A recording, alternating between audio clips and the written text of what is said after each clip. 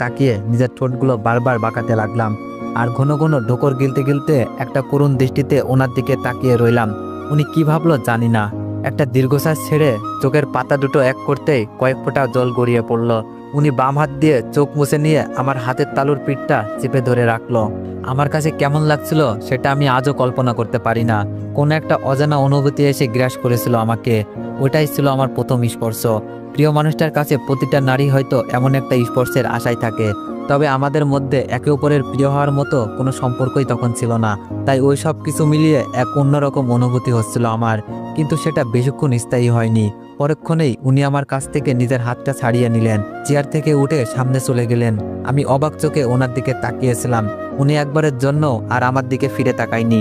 একটু পর doctor room থেকে গোমরা মুখে বেরিয়ে আসে। আমার স্বামী দৌড়ে ওনার কাছে যান, উৎসুক দৃষ্টিতে তাকিয়ে থাকেন ওনার দিকে। ওনার সে করুণ চোখের দৃষ্টি আজও আমার চোখে ভেসে ওঠে। অতপর ডাক্তার ওনার কাঁধে হাত রেখে কিছুক্ষণ সময় নিয়ে আস্তে আস্তে কিছু একটা বলতে থাকে। আমি উঠে সেখানে যাই শোনার জন্য, কিন্তু ডাক্তার যা বলল তা শোনার জন্য আমরা কেউই প্রস্তুত ছিলাম না।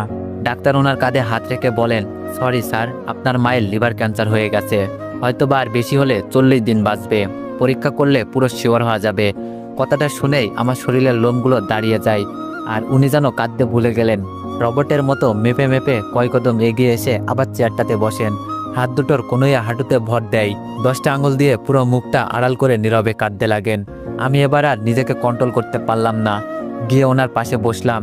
ওনার কাঁধে হাত দিয়ে বলতে লাগলাম, sorry, I very sorry, please please.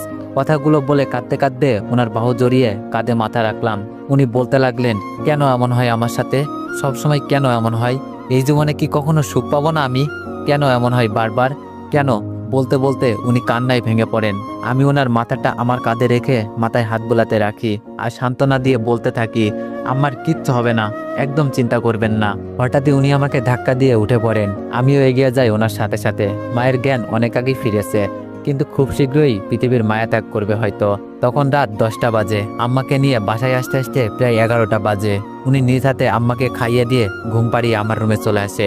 রাত প্রায় 1টার দিকে আমার একবার ঘুম ভেঙে যায়। দেখি উনি সোফায় নেই, ঘরের দরজা খোলা। আমি উঠে গিয়ে ওনাকে খুঁজতে থাকি। অবশেষে ছাদে গিয়ে ওনাকে পাই। দেখি দেয়ালে ঠেস দিয়ে বসে কাঁদতেছে। আমি খুঁজে পাই না উনি এত কাঁদেন কি করে। একটা ছেলে যে এত কাঁদতে পারে ওনাকে না দেখলে বুঝতামই না। হয়তোবা ছেলেবেলাতেই বাবাকে হারিয়েছে। সারা জীবন সংগ্রাম করে আসছে একা একা। জীবনের পথ চলাতে মা একমাত্র সঙ্গী ছিল, আর তিনি ছেড়ে চলে যাবেন এই ভাবনায় এত কান্না। আমি ওনার পাশে গিয়ে বসতেই উনি কান্না থামিয়ে চোখ মুছতে ব্যস্ত হয়ে পড়ল। তারপর বলতে লাগলো, এত রাতে ছাদে এসেছেন কেন? যান ঘরে গিয়ে ঘুমান।